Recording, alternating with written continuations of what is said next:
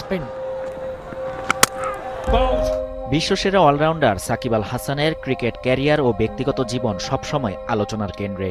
গত জাতীয় নির্বাচনের পর মাঠের ক্রিকেটের চেয়ে তার রাজনৈতিক ক্যারিয়ার নিয়ে আলোচনা হয়েছে বেশি। সাম্প্রতিক রাজনৈতিক পট পরিবর্তনের ফলে সাকিবের ক্রিকেটীয় ক্যারিয়ারে এক ধরনের অনিশ্চয়তা তৈরি হলেও রাজনীতি নিয়ে নিজের অবস্থানে এখনও অনড় তিনি। 2024 সালে জাতীয় নির্বাচনে আওয়ামী লীগ মনোনীত প্রার্থী হিসেবে মাগুরা 1 আসন থেকে লড়েন সাকিব।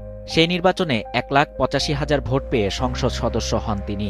কিন্তু একই বছরের জুলাইয়ে দেশে সরকার পতনের আন্দোলন শুরু হয়। 5 আগস্ট গণঅভ্যুত্থানের মাধ্যমে স্বৈরাচার শেখ হাসিনা সরকারের পতন ঘটে। সাকিব ওই পুরোটা সময় অবশ্য বিদেশে ছিলেন, কিন্তু তার নামে বেশ কয়েকটি মামলা দায়ের করা হয়। সেই সঙ্গে হাসিনা সরকারের অংশ হওয়ায় জনরোষের মুখেও পড়তে হয় তাকে। গণঅভ্যুত্থান পরবর্তী সময় গঠিত অন্তর্বর্তী সরকারের অধীনে বাংলাদেশ ক্রিকেট বোর্ডে পালাবদল ঘটে। মামলা ও বোর্ডে পালাবদলের ফলে সাকিব আল হাসানের পক্ষে এখনও দেশে ফেরা সম্ভব হয়নি। তবে ভবিষ্যৎ নিয়ে এখনও আশাবাদী সাকিব। এমনকি স্বপ্ন দেখেন দেশে ফিরে নির্বাচনে অংশ নেয়ার। ভবিষ্যতে নির্বাচনে অংশ নেবেন কিনা এমন প্রশ্নের জবাবে কোনো রাগঢাক না রেখেই সাকিব জানিয়েছেন তিনি রাজনীতিতে সক্রিয় থাকতে চান। বিডি ক্রিক টাইমকে দেয়া এক সাক্ষাৎকারে তিনি বলেন, হ্যাঁ, নির্বাচন কেন করব না, নির্বাচন তো করবই। এটা নিয়ে আমার মনে কোনো সংশয় বা সন্দেহ নেই। আমি আমার জন্মস্থান মাগুরা থেকে নির্বাচনে লড়ব। দীর্ঘদিন লাল সবুজ জার্সিতে দেশের প্রতিনিধিত্ব করার পর সাকিবের এখনকার ভাবনার অনেকটা জুড়ে আছে মাগুরার মানুষ।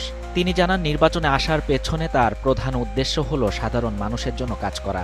সাকিবের ভাষায় মাগুরার মানুষের সেবা করার জন্য আমি আমার সর্বোচ্চ চেষ্টা করব।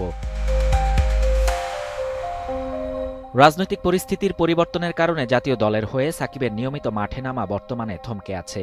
দেশের হয়ে দীর্ঘ সাফল্যের পথ চলা এখন এক ধরনের বিরতির মুখে। জাতীয় দলের জার্সিতে তাকে দেখা না গেলেও সাকিব বর্তমানে নিজেকে ব্যস্ত রেখেছেন বিভিন্ন দেশের ঘরোয়া ফ্র্যাঞ্চাইজি লিগগুলোতে। তবে ক্রিকেটের ব্যাটে বলে যেমনই কাটুক না কেন, রাজনৈতিক ময়দানে নিজের অবস্থান ধরে রাখতে তিনি যে দৃঢ় প্রতিজ্ঞ তা সাকিবের সাম্প্রতিক মন্তব্যেই স্পষ্ট। শাহরিয়ার শাফাত, বাংলা নিউজ 24।